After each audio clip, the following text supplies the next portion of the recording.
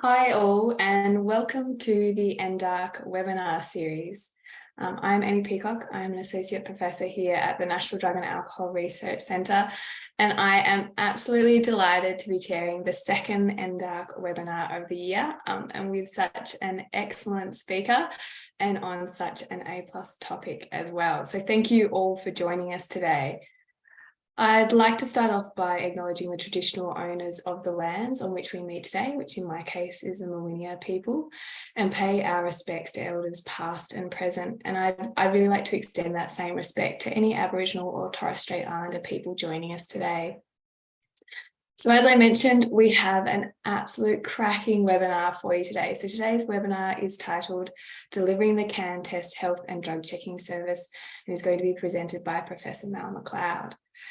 So Mal is a chemist with research interests that include medicinal chemistry and the development of new chemical and analytical technologies to study drugs and drug metabolism.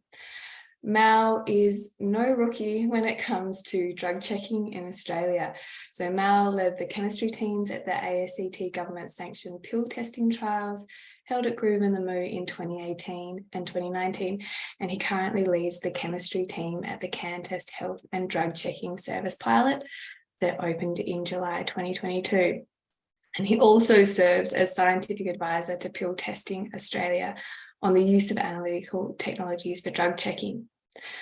I'm not going to preempt Mal's talk, but for those new to the world of drug checking, Mal is going to be talking about the establishment and findings from the first pilot fixed site drug checking service open in Australia, CanTEST.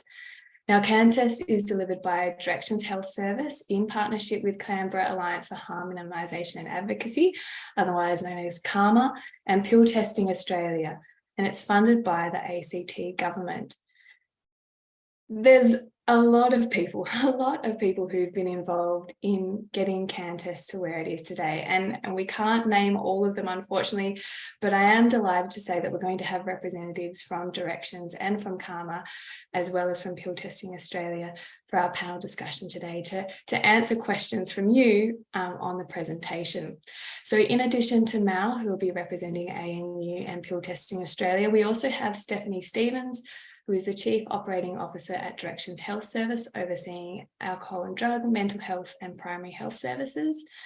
And we also have Mitch Lamb, who is Administration and Communications Coordinator at CARMA and Peer Educator at CanTEST.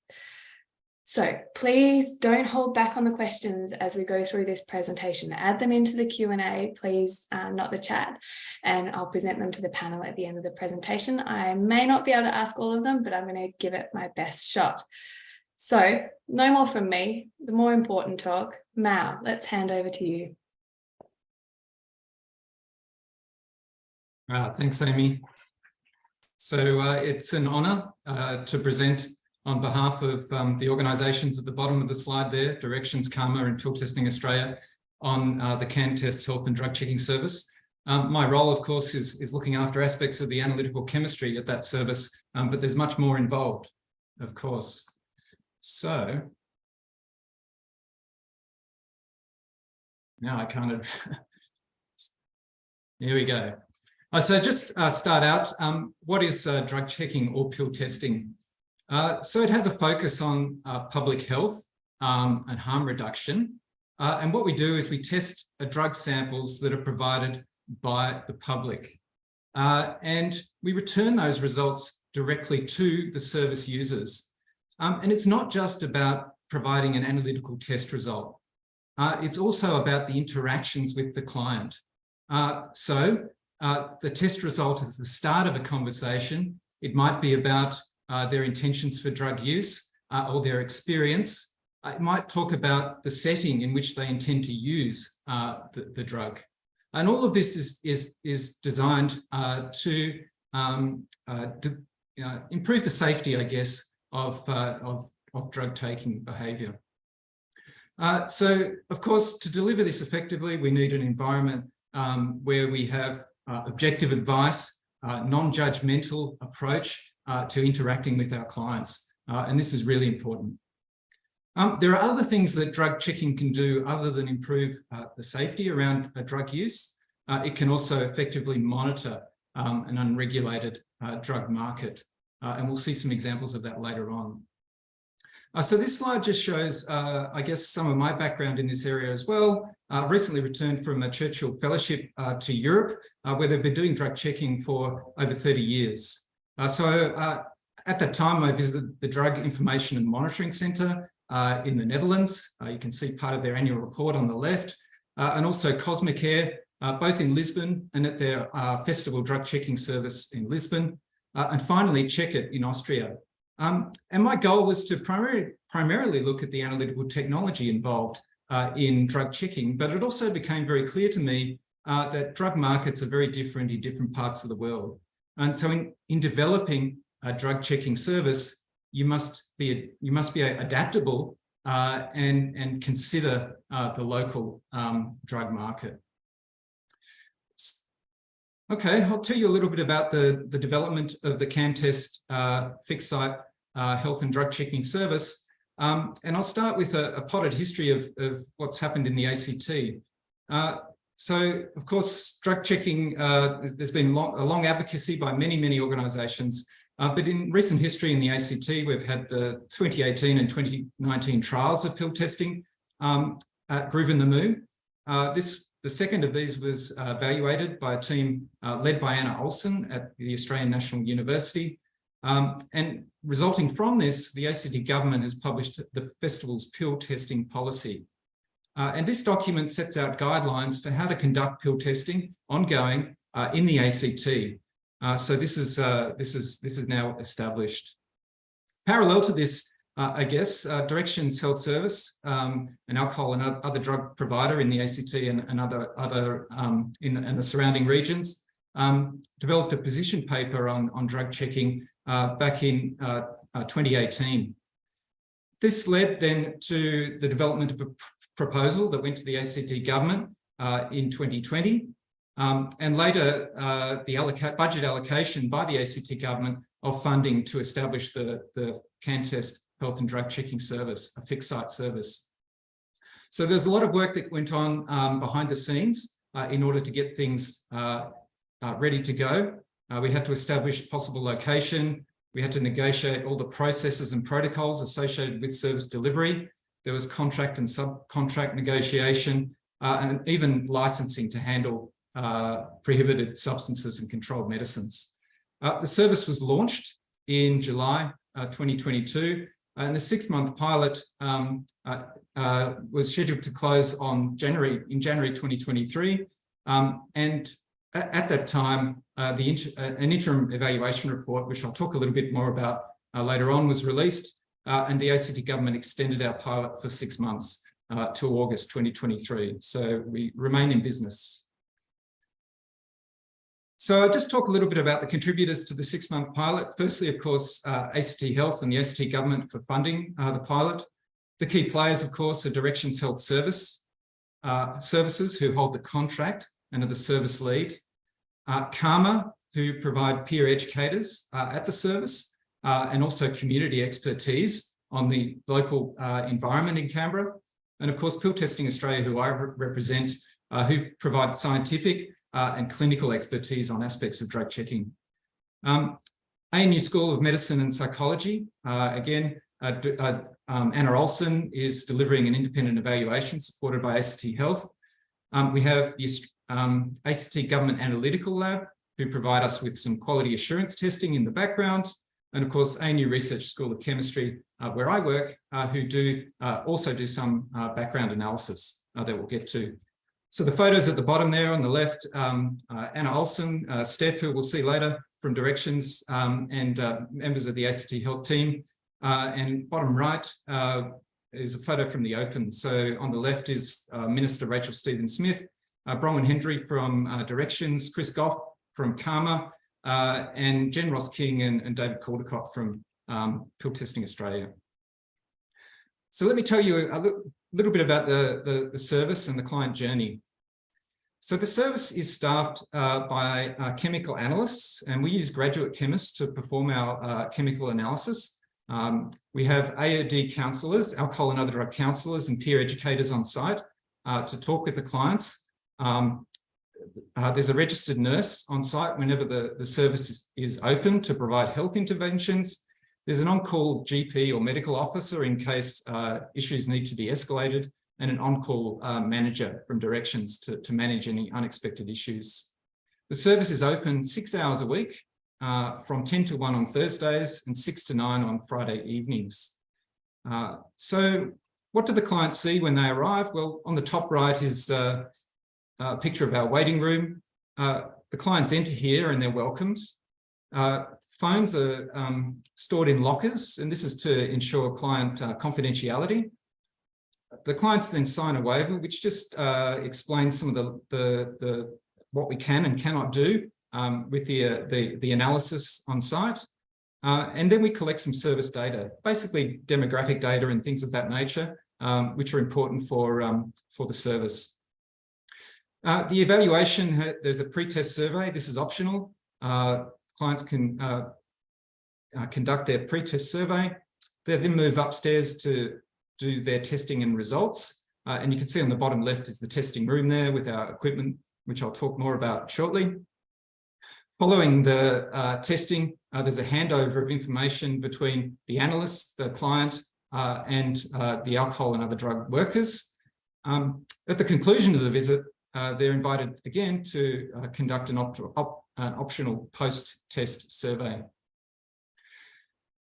So that's the basic client journey.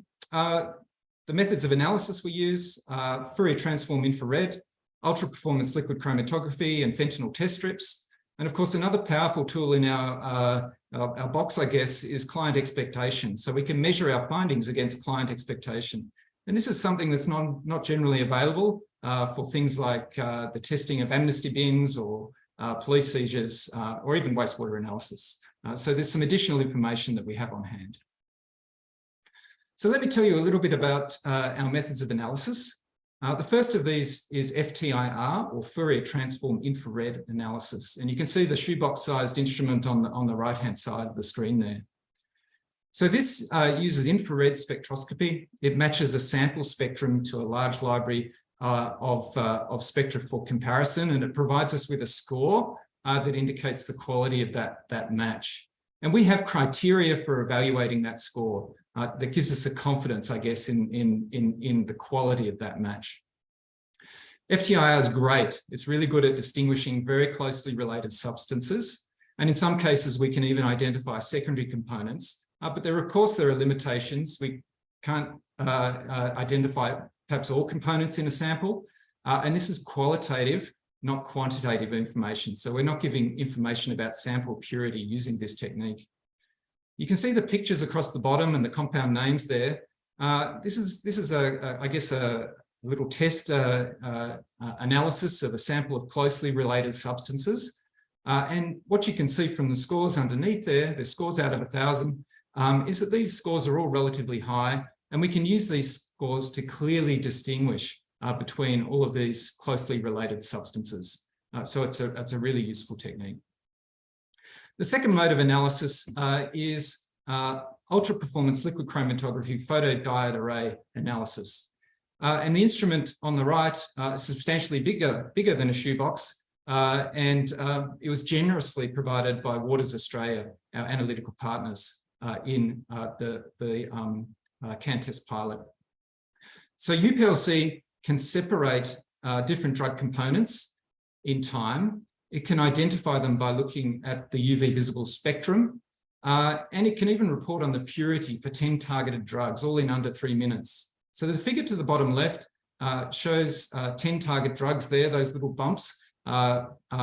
Each of those is for one of our 10 targets.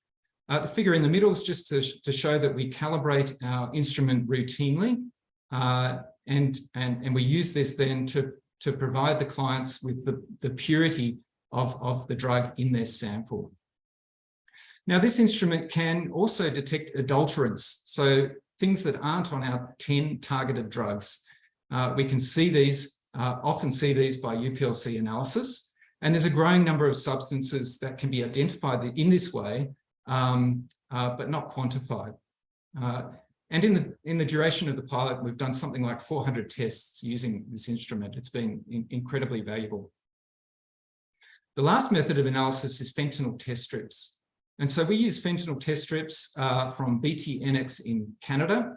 These were originally developed for urinary analysis of fentanyl and metabolites, but they've been used off-label for harm reduction purposes. And there are a number of references at the bottom of the screen that you can follow to see that in action. So they're a lateral flow immunoassay for fentanyl and derivatives. And thanks to COVID, it's easy to explain because it's like a rapid antigen test, or RAT, for fentanyl. And the only wrinkle in that is that 2 lines is negative here and 1 line is positive. So we have to keep that in mind. Now, in developing this testing method, we have investigated the response of these test strips to the 2 registered fentanyl medicines that are available in Australia, so fentanyl and remifentanil. And on the left-hand side, you can see a series of dilutions here, and this verifies the claimed detection limit of around 20 nanograms per mil for fentanyl. What's interesting to observe is when we test remifentanil, what we see is a much higher limit of detection of 20 micrograms per mil, some 1,000 times higher than for fentanyl alone. So it's important to realize that different fentanyl derivatives will respond differently to these tests, but nevertheless, it's a useful and rapid test that we can use to identify the presence of fentanyl and closely related derivatives in samples. And we've done something like 130 negative tests during the pilot. So there's a range of other processes that go on in the background that deserve mention. So the first of these is quality assurance testing, primarily done by the ACT Government Analytical Lab, but also some work at the ANU. And this used gas chromatography mass spectrometry for the testing. So all of the FTR samples that we tested were retained and tested for quality assurance using GCMS at ACGAL. And you can see in the breakout box there some of the results here. So the first column is client expectation. The next 3 report on what we found at CanTEST. And the last 2 then are what's detected by GCMS in ACGAL. And the take-home message from this quality assurance testing is that the correspondence between what we see at CanTEST and what's observed at ACGAL is actually very, very good. Of course, different techniques will detect different things, and so this is an advantage for the service. Sometimes we can identify new unknowns that arise, for example, at our service, and later detect them routinely on site. Another thing that we can do with our links to ANU chemistry is the investigation of unknowns. So unknown samples can be retained for additional analysis by more advanced techniques like nuclear magnetic resonance, or NMR, or high resolution mass spectrometry. And these rather complicated machines you can see depicted in the bottom right, these Dalek looking things, are available to us to use. And so a nice story of this, of course, emerged midway through the pilot, was the detection of this 2-fluoro-2-oxo-PCE compound. So the client came to the service presenting ketamine, expecting ketamine, and at the service we were able to advise them that no, the sample did not contain ketamine, there was an unknown substance. We later took this back, and after further analysis, we identified this ketamine derivative, 2-fluoro-2-oxo-PCE. And to our knowledge, this was the first time this had been detected by any lab in Australia. Further, we also believe it's the first time that this compound had been detected by a drug checking service anywhere in the world. And we can now routinely monitor for this substance in the Canberra region. So the take-home message, I think, from this is that drug checking can be a really effective way of monitoring the local drug market, and in a very timely manner. The next thing I'll just mention is alerts and notifications. So again, a process in the background is that the service will flag, I guess, substances of potential concern. And there are fortnightly meetings of service representatives, representatives from ACT Health and the New South Wales Poisons Information Centre to review these service findings and make recommendations. So there's a risk assessment that goes on in the background where we assess the potential for harm for those substances, perhaps the urgency of reporting these to the community, even the audience to which we should be reporting this information. And at the conclusion of this process, the service may issue community notifications like those shown on the right, or ACT Health may decide to issue public health alerts. And indeed, this happened on the 31st of December in 2022. You can see the grab of the ACT Health website there. There was a public health alert associated with metanidosine. You can see the red tile there from the CanTEST service. This yellow pill, unmarked yellow pill, was presented by a client, and they were expecting oxycodone. Once again, by UPLC analysis, we could advise the client that there was no oxycodone in their sample, and at that point they did discard this compound. Later analysis back at ANU by GCMS revealed metanidosine, which is a synthetic opioid, a novel synthetic opioid, with potency similar or maybe greater than fentanyl itself, so a compound of significant concern. This was escalated through the process, leading to the public health alert, which occurred within 24 hours of finding the analytical result. There's a second tile there, another notification from CanTEST about dipentolone. Some of you might have seen the story a couple of weeks back from AFP warning about this substance. This yellow notification went out to the Canberra community back in September last year, and we followed up with information recently in advance of the Spilt Milk Festival, and also quite recently where we saw a sort of lift in the presentation of this compound. Now, this talk is not about the evaluation. I think that's a topic in its own right, and we look forward to finding out more in time. But there is an independent evaluation underway, supported by ACT Health, and again, led by Anna Olsen from the Australian National University. And they released an interim report in January 2023, which is really interesting reading. So I'd encourage you to go and download that if you're interested. There is a full evaluation report, which is due for release in the first half of 2023. And that's where we'll find out more about the impacts of the service on the clients who attended. I've just grabbed a couple of things from the interim report, which I think are of interest. And so the majority of clients, 62% of clients coming to our service, had never talked with a health professional about their drug use before. 80% of them at the service did talk to the AOD or health staff about their drug use in terms of some sort of intervention. And on the right-hand side, we just have some, I guess, ratings of how we delivered, how they felt about the service. The responses there are that they thought we answered their questions about drugs well, we communicated clearly to them, and we treated them with respect. So I think these are all good measures for the performance of the service.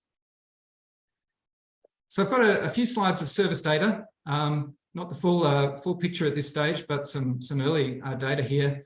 Over the 6-month pilot, we had 498 people attend the service. This is a mixture of individuals, but also groups. There were 675 AOD and 85 health interventions. So AOD interventions might be sort of harm reduction advice. It might be naloxone training or advice on access to naloxone. The health interventions could include information on safe injecting or even treating wound care, things of that nature, should they present at the service. We tested 614 samples during the 6-month pilot.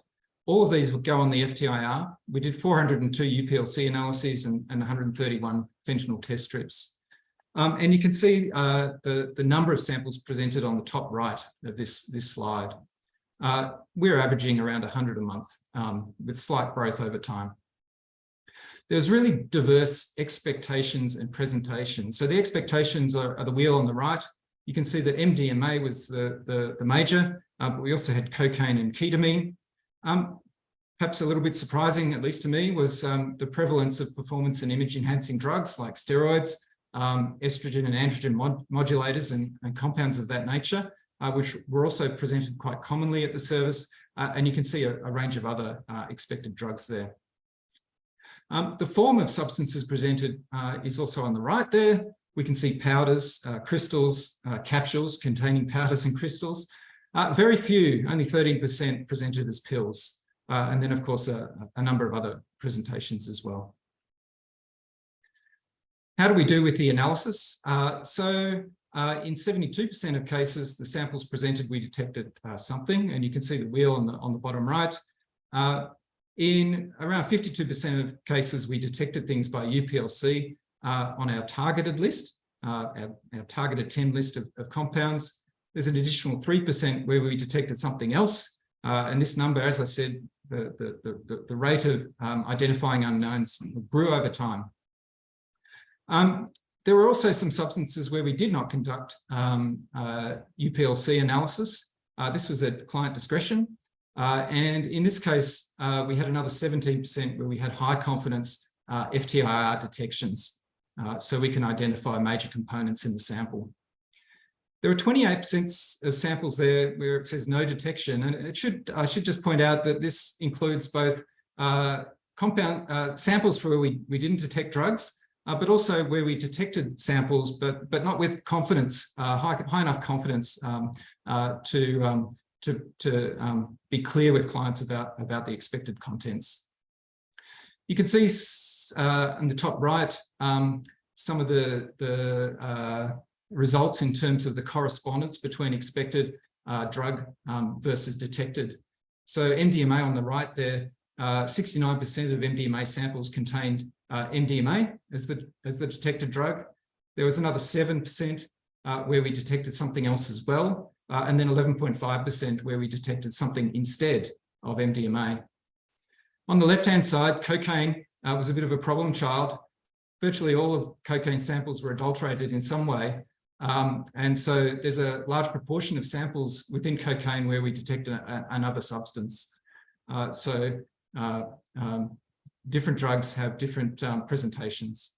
You can see on the bottom right, we've got some purity information month by month. I must point out that this reflects samples presented to CanTEST and not necessarily what's circulating in the local drug market. But there seemed to be an apparent increase in the purity of MDMA and cocaine presented to the service over the delivery period. So I'll just, in winding up, we've been very active in presenting our findings to the community. And so each month you can download a monthly snapshot of the service findings. And the website there is the Directions Health CanTEST website. All of those are there available for download if you're interested. Please go and have a look. And we'll continue to do that as the service is extended. Future developments. As I mentioned, the service has been extended for 6 months to August 2023 beyond the pilot period, which is great news. And we hope this is a prelude for decisions about future funding of the service, but we await those developments. There is an independent evaluation, of course, underway, which will provide much more information about the impact of the service and what our clients think of it. And this will be released sometime in the first half of 2023. Of course, we're always working on the service delivery, but also analytical methods. And so I'm sure that there will be further developments in that space as well, improving our methods of testing. So I'd just like to finish with some acknowledgements. Again, there's so many people involved. I'll focus on the organisations. Firstly, the Canberra community, in particular, people who'd used drugs in Canberra, who trusted us and came to our service. We wouldn't be a success without them. Obviously, I need to thank Directions, the service lead, CARMA, and Pill Testing Australia for their involvement. ACT Health and the ACT Government for funding the service, the ACT Government Analytical Lab for their quality assurance testing, and of course, the Australian National University where I work, allowing us to do some of that analytical chemistry, but also for hosting Anna Olsen, who's involved in the independent evaluation. So I'll wind up there and I'll hand back to Amy. Thank you. Thanks, Mal.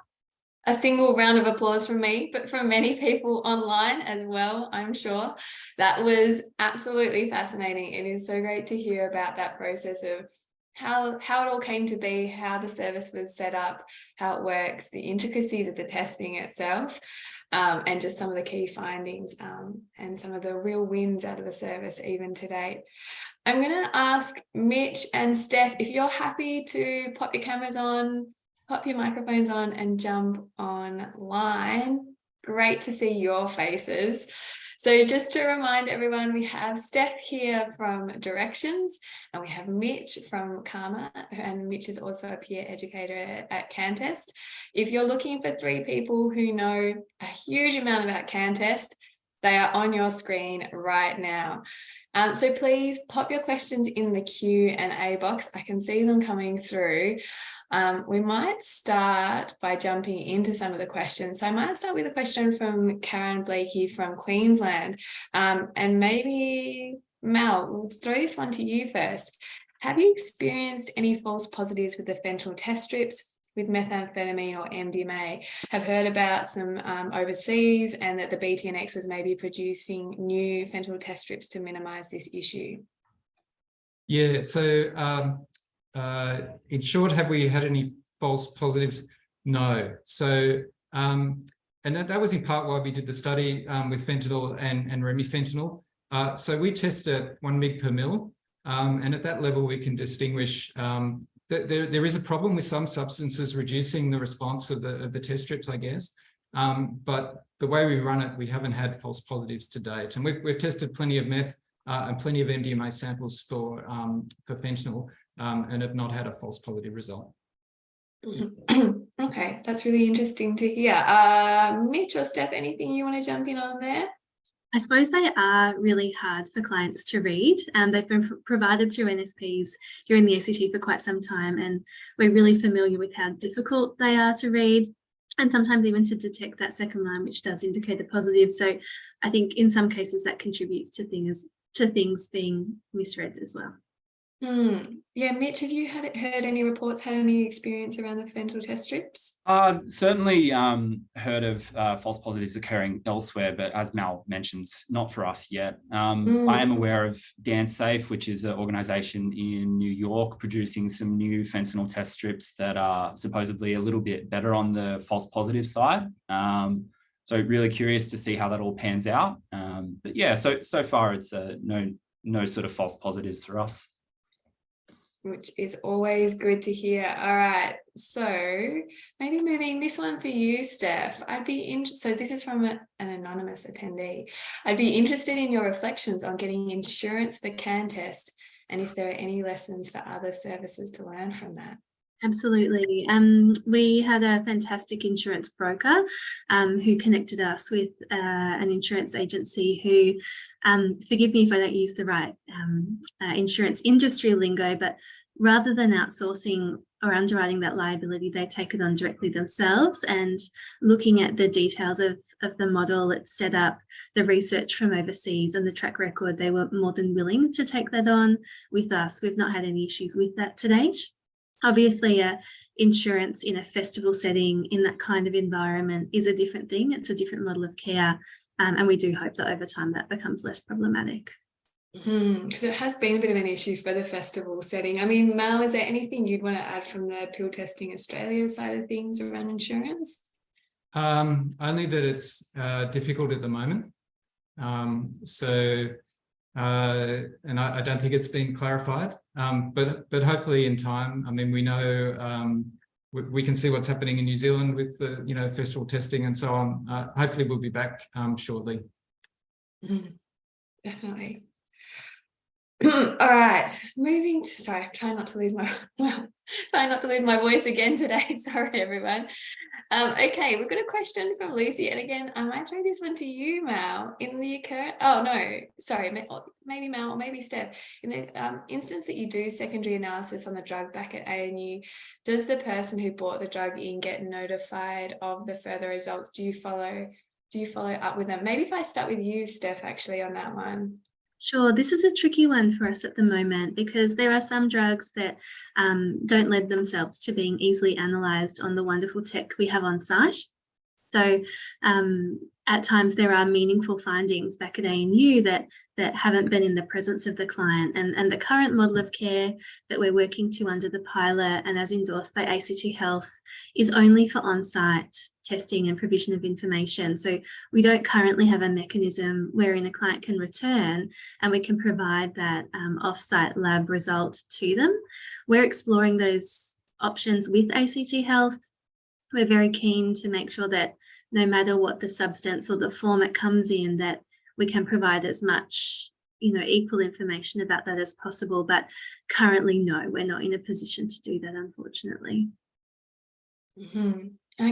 Mal, do you want to add anything? Yeah, I mean, I guess I'd just throw to the notifications as well. So there have been occasions where we've found things of concern and that have led to notifications. So the community is informed. It's not quite at the individual level, I guess, but that can then spur people to come in and test their substances. Often, as I said, our testing methods improve. After the first presentation, we might be able to test it again in subsequent visits. So there's sort of mechanisms, I guess, that where things improve over time and we get better, and the notifications can sort of help draw that community to us. Yeah. I mean, Mitch, is there anything you would add around that in terms of that communication of information out to the public, the importance of that? And then I guess also the fact that this is a pilot, so there's always that drive to kind of improve and innovate and share results better where possible. Yeah, definitely. Obviously, it's a little bit of a challenge in the current setup, but I guess one of the really good things that we can do through our respective services, through Directions and Karma, is reach out to the community directly. So an example of that would be when we got the metonidazine information in late December. We were able to then sort of build in that drug alert, not only digitally, but also deliver that information in outreach settings. So Karma and Directions both go out and do a lot of outreach to the community, and delivering this information at the personal level and making sure that it does spread through the affected community is really valuable. And we get feedback loops from the community as well. So we'll hear about potentially concerning drugs, or we might hear about someone having an unexpected experience, and we can sort of encourage those people through the community to come and visit the site. So it is a challenge, but I think at the moment the way we're addressing it is working, and it really shows how important these networks are to not only find out what's happening, but also push information back through into the community. It has worked well. And speaking of that flow of information, Mitch, we've got a question here from an anonymous attendee. Based on the pilot thus far, do you believe more work needs to be done to educate the community about the risk of higher purity drugs, as opposed to simply knowing whether the substance contains adulterant? So the person's asking, there's that perception that possibly high purity drugs are always good and safe, and because they may not contain adulterants. But yeah, what can we do maybe to educate around that?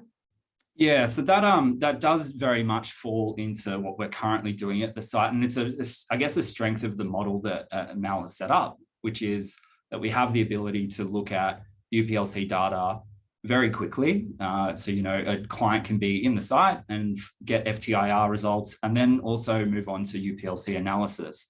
And that absolutely becomes part of the conversation with the peer worker or AOD counsellor, where we talk about, it's not necessarily good results if you have high purity. It's just, we'll move into conversations about, yes, here's some harm reduction measures for a high purity sample.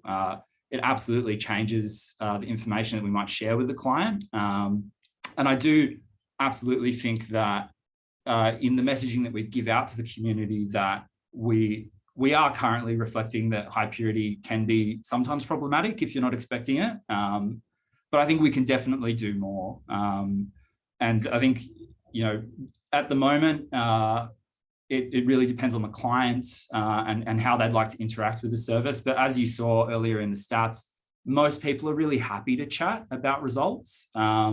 And we can give harm reduction advice regarding things like purity really casually and in a sort of open and accessible manner, which means that they're quite receptive to it. And often people sort of reflect afterwards to the peer educators or AOD counsellors that, oh, wow, I'd never even considered that before.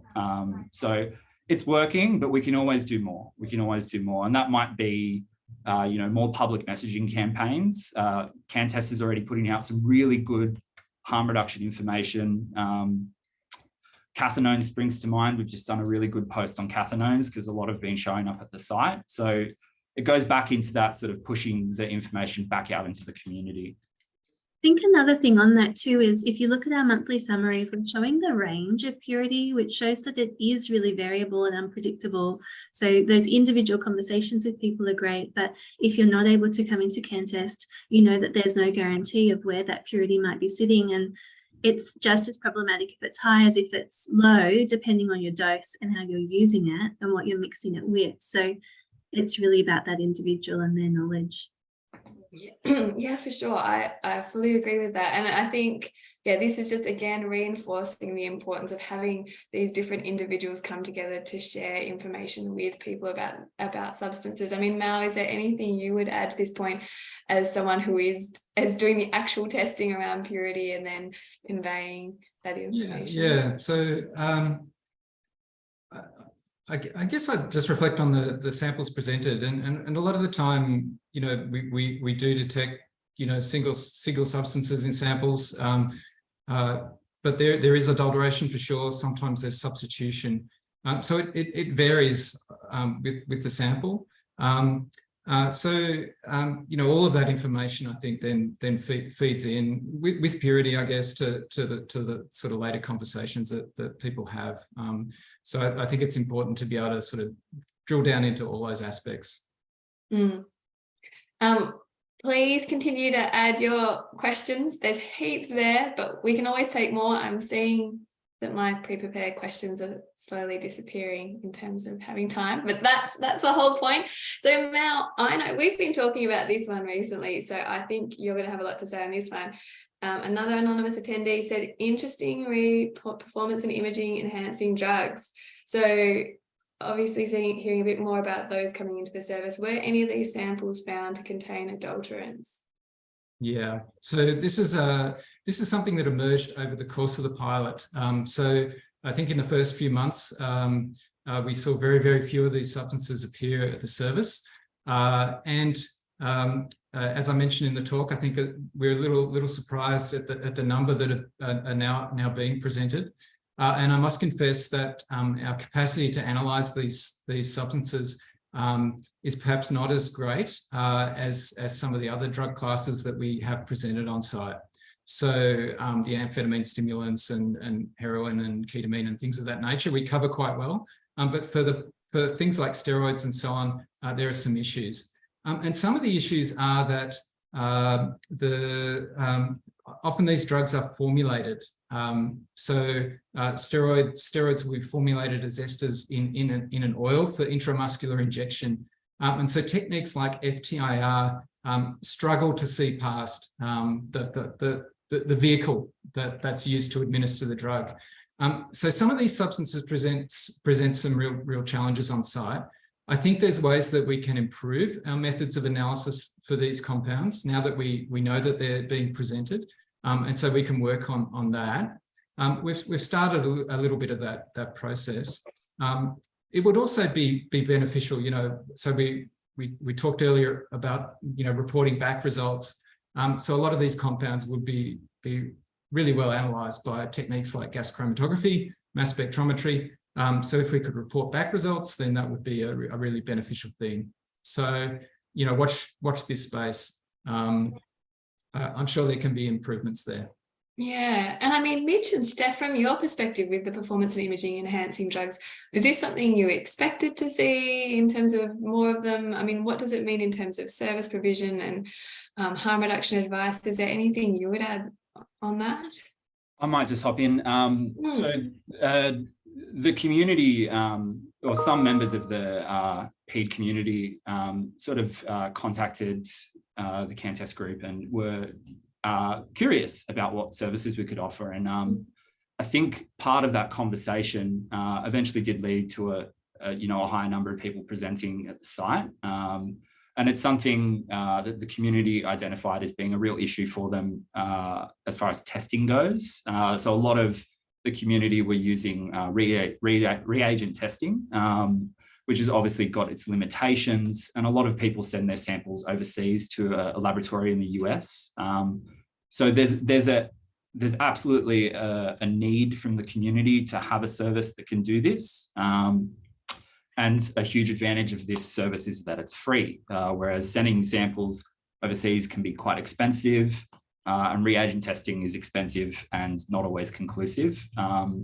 So I wasn't so much surprised that we had an uptick, but I guess the number since has really sort of shocked us a bit. It's really great that we can sort of try and elucidate some answers from the analysis. The harm reduction is interesting. This community is often quite, there's a lot of knowledge within the community that shares amongst itself. So that's been interesting, but there's, I guess, one of the great things about the service is because we've got that range of professionals there, we've been able to, in certain circumstances, have conversations perhaps with a nurse about injecting practices. And then another strength of the site is it's co-located in a building with an NSP. So there's a lot of options there for this community. And sometimes it's discussions about injecting safety, letting them know that there is a primary NSP just around the corner. That's been really good. As Mal sort of highlighted, there's some problems with analysis or challenges, but it's been really engaging to meet these people and hear about their needs. I think from so Directions Health also manages the NSP for ACT, and we've just seen up and up and up in the stats of people who are using image and performance enhancing drugs over the last few years, as I think people in here from other jurisdictions have probably seen. So it's not surprising that we've seen them come into CanTEST and also collecting equipment across the foyer, which is helpful to be able to wrap around in terms of that service provision. But I suppose in supporting our staff to meet those needs in the service, it's a really different conversation for people who use PEDS than for someone who's using, say, a party drug. It needs to shift from what might be the usual drug harming conversation to a health and a lifestyle focused conversation to engage that person. So that's been a focus for us as well. Mm-hmm. So thank you for that, Steph. Thanks, Mitch. I'm just going to say I saw some compliments floating around here. A friend of mine used the CanTEST service and was super impressed. Well done. I don't think they're the only one to think that, but it's nice to have the feedback passed on. Moving to the next question. So this is from Amanda Roxburgh. Are there any further discussions in the ACT about reintroducing mobile drug checking there? Who would like to kick off on that one? Happy to chip in. Yeah. So CanTEST is currently funded only as a fixed site. It's not within our scope to offer a mobile service, but certainly there is the appetite and the support for pop-up services like festival-based. One thing we have been able to do through the pilot with ACT Health support is extend our hours when there's a big event coming up, and that's been really well received. But so far, no, there hasn't really been exploration of a mobile model, though that could be really useful. Mitch discussed outreach before, and that our services go to populations that find it hard to access other services, and certainly it has been their experience that when they might want to get into CanTEST, it's hard to get in to take their drugs in sometimes, depending on geography and transport. So whatever would work for the community, we would always be open to. Just a small pitch for scale up happening there. Rich, Mal, anything you want to add on that point? Yeah, I mean, I guess we touched on festival testing earlier, and I guess there's still a desire to continue that, but there are some issues around some insurance. But in terms of mobile drug checking, it would be easy to throw an IR in the back of a van or something and do that. It's obviously not quite as comprehensive as the service that we offer at the CanTEST service itself. So there is some thinking to do around that, but certainly it's a possibility. Yeah, and I'll just add that the communities, that sort of attend music festivals have shown through communication with all of the services, that they're really keen for this development. So there's absolutely sort of a need from the community for something like this in the music festival space, and really look forward to getting back to it soon. Yeah, definitely. All right, and everyone keep an eye out for Mal's van that he's going to be driving around in Canberra soon. Okay, going back to this question, we were just talking about people who are using performance and imaging enhancing drugs accessing the service. We've got a question from Lucy Saunders. Do you have much information on the demographics of the people attending the service, you know, in terms of age, polydrug use and so on? Maybe Steph, if I start with you and then move to you, Mitch.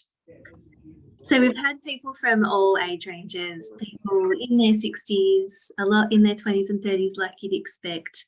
That is where the majority of our clients are sitting in terms of age, but across the board.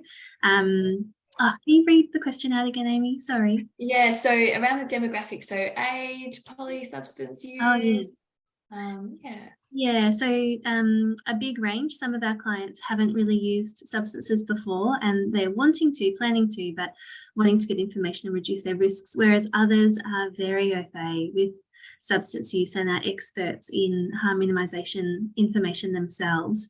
The full evaluation report, when that does come out and is released, that will give a really great overview. The interim report has some really great snapshots in there too, if people are looking to see that. Yeah, Mitch, is there anything you'd add around the demographics? Wide and varied. Wide and varied, yeah. Yeah, which I mean, just generally speaking, but yeah, it's you know, it's always interesting to see, and yeah, it's great that you know, we haven't just captured a narrow market. It seems quite wide, so I think that's fantastic. Yeah, for sure. And I think it was it around, say, 1 in 10 maybe who reported injecting drugs, and so you are getting a diverse population kind of coming in. Now, Mal, let's go to the analysis side of things. So we've got a question from, oh no, where's it gone? Patricia. Does the UPLC PDA detect more than the 10 targeted drugs? How many drugs are in the large library for FDIR? Oh, there's more questions. Let's start with those two.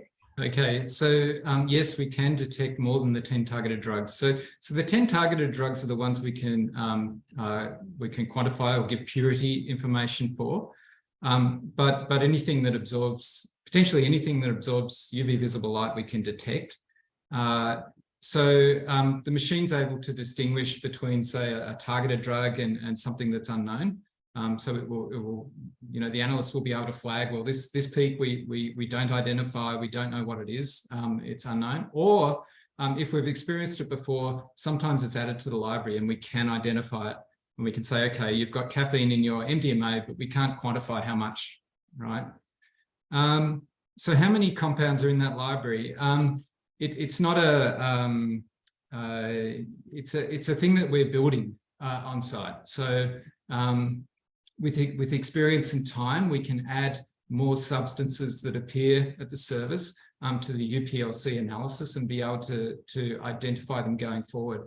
So when we found that new ketamine derivative, for example, we were able to add that to our UPLC library, and we detected it again in multiple occasions at the service. So it's not something that's off the shelf. It's something that we're building at the site, and so it's something that will improve, I guess, and increase as we continue the service. Great, thanks, Mal. Sorry, I'm listening to you, Mal, and I'm also scrolling through all the questions and looking at the time and wondering if people, I mean, I can take bribery as to which questions I ask in the final 5 minutes. But I think the common themes coming through about CanTEST and the relationship with police, and then around the service hours and days. So maybe if we start with police first, and I'll just double check that I'm not going to miss anything critical. So Steph, do you want to kick off with that question around CanTEST, please? How it all works? Look, our wonderful colleagues from ACT Health, I think they're in the room, but they did the heavy lifting in working with the police to reach an agreement on the approach for this. And the police have only been helpful. We've not had any issues to date, thankfully. So essentially it being a drug and health checking service, the way that has been set up, it's in such a way that police can't form suspicion that someone is in possession of a drug to then act on that. That's incredibly helpful. We've not had any police waiting off CanTEST or targeting people. It's all been really positive. We did have some members of police come through before we opened and have a tour, and we're really supportive, and we know that they've instructed their members to support a harm minimisation approach and to support CanTEST, as they've done with the NSP as well. So far, so good. We know some clients are concerned, naturally so, and based on previous life experiences, and that's significant. So we're working with people on that. We have a couple of NSP clients who come in regularly to have drugs checked or to check in and try to encourage their friends to come, some of whom, despite reassurances even of their friends, are still wary of potentially police involvement. So we appreciate there's a lot of history and a lot of trickiness behind that. Yeah. Mitch, I'm going to try and sneak one more question, but any final reflection on that point around police? Obviously, yeah, Steph's touched on the stigma and discrimination the community faces. It's a significant concern, and I guess we've done a lot of work around trust setting with the community, showing them that this is a safe service. And thankfully, Directions and Karma both have presences in the community to sort of reassure people and like I said earlier, create that feedback loop of information. So if people aren't attending the site themselves, at least they're hearing about the results. It's really critical that this sort of partnership, or not partnership, but agreement was made between health and the police so that we can reassure clients of that. As you can see through the chat, a lot of people think about this when they consider the site. So I've had a lot of conversations with people about this, and I think we're really making headway now. There's still a bit of a way to go with certain affected communities. Probably, the communities that have been on the receiving end of a lot of harm. But yeah, I think we're making headway. Great. Thanks, Mitch. That is a positive note to end on. I think I was somewhat overambitious in thinking I could get another question in. So what I might do is, there's some fantastic compliments coming through. So lots of comments saying, great presentation, thanks for your fantastic work, and some compliments on the monthly update reports, and keep them coming. So I can think we'll continue to hear great things from the service, and this is probably not your last time to ask questions of this group of people. I'm sure you'll hear from them in future. So thank you, Mal, for an awesome presentation. Thank you, Steph and Mitch, for answering all those questions and for all the work that the three of you and everyone else involved do with the service. Just to give you the heads up on the webinars to come. So we have on Thursday, the 9th of March, epidemiology of prescription opioid use in Iran by Dr. Jaleh Olami from NDAC. 16th of March, we have I Had Nothing and Drugs Don't Leave, Youth Offenders' Perspectives on Alcohol and Other Drugs from Dr. Emily Deans from NDAC. And then Thursday, 23rd of March, another big topic, the minimum unit price of alcohol in the Northern Territory. And that is Dr. Nick Taylor from the National Drug Research Institute joining us then. So head along to the NDAC website and sign up. But again, thank you to the three of you for chatting. Thank you to everyone for listening, for all of your questions. And we will see you hopefully in a fortnight to hear from Jaleh. Thanks all. Thanks.